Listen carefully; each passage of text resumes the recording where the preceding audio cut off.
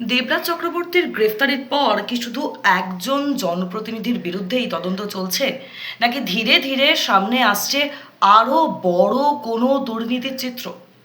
দেখুন, তদন্ত যত এগোচ্ছে ততই কিন্তু উঠে আসছে নতুন নতুন তথ্য। সিটের দাবি, এই মামলায় শুধু দেবরাজ চক্রবর্তী নন, অন্তত 30 জন এই দুর্নীতির সঙ্গে যুক্ত থাকতে পারে। আর ঠিক সেই কারণেই এখন তদন্তের মূল লক্ষ্য হয়ে উঠেছে গোটা নেটওয়ার্কটির। বিধাননগর পুরসভার প্রাক্তন পারিষদ দেবরাজ চক্রবর্তীকে গ্রেফতার করার পর থেকেই একেবারে তদন্তে একের পর এক নতুন দিক সামনে আসছে। তদন্তকারী সংস্থার দাবি যে দেবরাজের সঙ্গে আরও অনেক ব্যক্তি ও অনেক জনপ্রতিনিধির যোগাযোগ ছিল এই ক্ষেত্রে, এবং আর্থিক লেনদেনের পুরো প্রক্রিয়াটি কোনো একজনের পক্ষে কিন্তু পরিচালনা করা একেবারেই সম্ভব নয়। আর ঠিক সেই কারণেই এখন দেবরাজের ঘনিষ্ঠদের ভূমিকা নিয়ে একেবারে খতিয়ে দেখা হচ্ছে। ইতিমধ্যেই তার 4জনকে কিন্তু তলব করা হয়েছে, এবং তদন্তকারীদের সূত্রে আরও খবর যে আগামী দিনে আরও বেশ কয়েকজনকে জিজ্ঞাসাবাদ করার জন্য ডাকা হতে পারে। এই মামলাকে ঘিরে বিজেপি বিধায়ক তরুণ জ্যোতি তিওয়ারি তিনি অভিযোগ করেছিলেন প্রায় 1300 কোটি টাকার দুর্নীতি হয়েছে।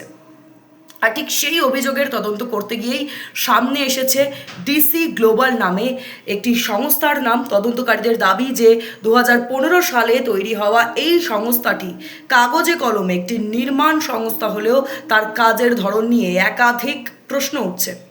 সিট জানতে পেরেছে যে সংস্থার বিভিন্ন কাজ নাকি পরিচালিত হতো দেবরাজ চক্রবর্তীর বাড়ি থেকেই, যদিও সংস্থার মালিক হিসেবে নথিতে নাম রয়েছে দেবরাজ চক্রবর্তীর বাবা তরুণ কুমার চক্রবর্তীর। তদন্তকারীদের দাবি, তিনি মূল সিদ্ধান্ত গ্রহণ করতেন না, বরং দেবরাজের নির্দেশে সংস্থার কার্যকলাপ চলত। তদন্তে আরও অনেক অনেক অনেক অভিযোগ উঠেছে, একে একে আসবো সেগুলোতেও। এই সংস্থার মাধ্যমে কোটি কোটি টাকার আর্থিক লেনদেন করা হয়েছে, জমি কেনাবেচা, নির্মাণ সংক্রান্ত চুক্তি এবং বিভিন্ন সম্পত্তি হস্তান্তরের মতো কাজও এই সংস্থার মাধ্যমেই করা হতো, এমনটাই সেটের দাবি।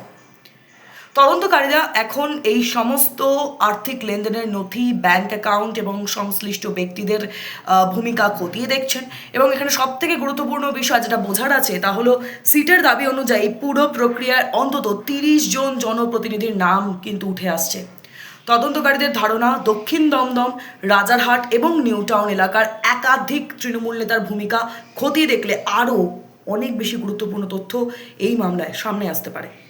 আর ঠিক এই কারণেই ইতিমধ্যেই বিনু মণ্ডল, সুশোভন মণ্ডল ওরফে মাইকেল, রতন মৃধা, সম্রাট বড়ুয়া এবং গোপাল বাগুইকে তলব করা হয়েছে। তদন্তকারীদের মতে প্রত্যেকের বক্তব্য মিলিয়ে পুরো ঘটনার চিত্র আরও বেশি পরিষ্কার হতে পারে। এখন এই তদন্ত ঠিক কোন দিকে এগোয়, আরও কার কার নাম এই ক্ষেত্রে সামনে আসে এবং আর্থিক লেনদেনের নেপথ্যে ঠিকই কী তথ্য উঠে আসছে, সেটাই এই আগামী দিনের সবথেকে বড় প্রশ্ন। তদন্ত এখনো পর্যন্ত চলছে। সেটার দাবি, আগামী দিনে এই মামলায় আরও নতুন নতুন তথ্য, নতুন নতুন নাম সামনে আসতে পারবে। নজর আমাদের সেদিকেই থাকবে। দেবরাজ চক্রবর্তীর গ্রেফতারির পর কি শুধু একজন জনপ্রতিনিধির বিরুদ্ধেই তদন্ত চলছে, নাকি ধীরে ধীরে সামনে আসছে আরও বড় কোনো দুর্নীতির চিত্র? দেখুন, তদন্ত যত এগোচ্ছে ততই কিন্তু উঠে আসছে নতুন নতুন তথ্য। সিটের দাবি, এই মামলায় শুধু দেবরাজ চক্রবর্তী নন, অন্তত 30 জন এই দুর্নীতির সঙ্গে যুক্ত থাকতে পারে। আর ঠিক সেই কারণেই এখন তদন্তের মূল লক্ষ্য হয়ে উঠেছে গোটা নেটওয়ার্কটির। বিধাননগর পুরসভার প্রাক্তন পারিষদ দেবরাজ চক্রবর্তীকে গ্রেফতার করার পর থেকেই একেবারে তদন্তে একের পর এক নতুন দিক সামনে আসছে।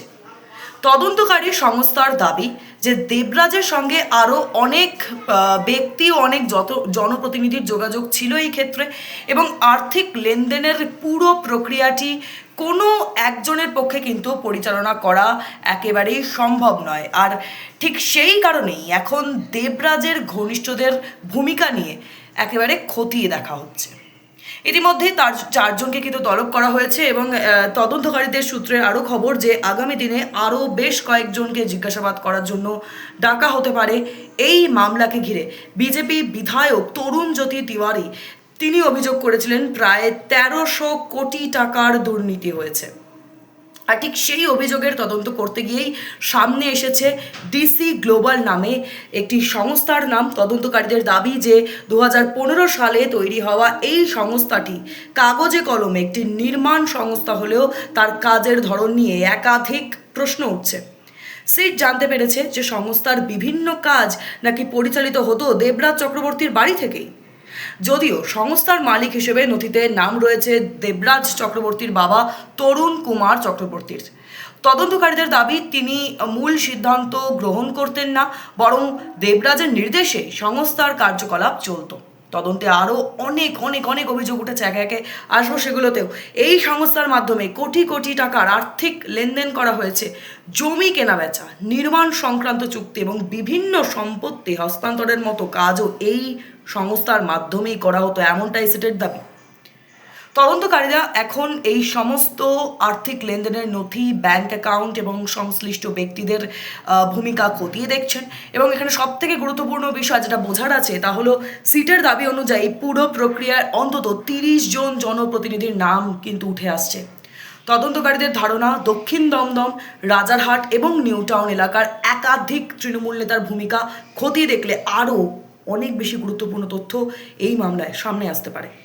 আর ঠিক এই কারণেই ইতিমধ্যেই বিনু মণ্ডল, সুশোভন মণ্ডল ওরফে মাইকেল, রতন মৃধা, সম্রাট বড়ুয়া এবং গোপাল বাগুইকে তলব করা হয়েছে। তদন্তকারীদের মতে প্রত্যেকের বক্তব্য মিলিয়ে পুরো ঘটনার চিত্র আরও বেশি পরিষ্কার হতে পারে। এখন এই তদন্ত ঠিক কোন দিকে এগোয়, আরও কার কার নাম এই ক্ষেত্রে সামনে আসে এবং আর্থিক লেনদেনের নেপথ্যে ঠিক কী তথ্য উঠে আসছে, সেটাই এই আগামী দিনের সবথেকে বড় প্রশ্ন। তদন্ত এখনো পর্যন্ত চলছে। সেটার দাবি আগামী দিনে এই মামলায় আরও নতুন নতুন তথ্য, নতুন নতুন নাম সামনে আসতে পারবে। নজর আমাদের সেদিকেই থাকবে।